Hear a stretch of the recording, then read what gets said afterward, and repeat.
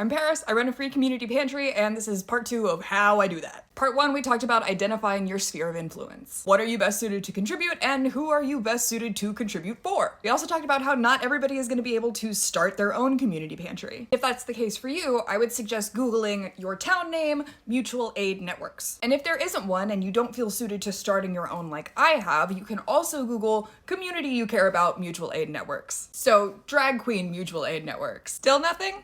Find a local food bank. And I'm sure most people would think that food banks would be the place to start, so let me elaborate on why I'm recommending mutual aid networks first and foremost. And I'm just gonna do that by kind of walking you through my process. So, someone reaches out to me. I start out by asking if there's any food sensitivities we need to accommodate. I ask if they only want raw groceries or if they would also like some pre-prepared meals. Then I ask how many people they're feeding and where we can meet up. And because I function as a central point of contact between a network of individual donors, we can tailor these drop-offs to exactly what each person needs. They're not walking into a room full of pre-donated food. I'm sending donors to the grocery store with a list. Or in the case of the occasional monetary donation, I take me to the grocery store. Most food banks really struggle with keeping non-processed healthy foods in stock and have to deal with rapidly approaching or already past expiration dates. And call me a radical, but I believe that poor people deserve healthy food too, so. Another issue with a lot of food pantries is it's hard to find like entire meals. Like it's really common to show up and find half the ingredients you need for a recipe and a bajillion snacks. So that's another benefit of the network setup.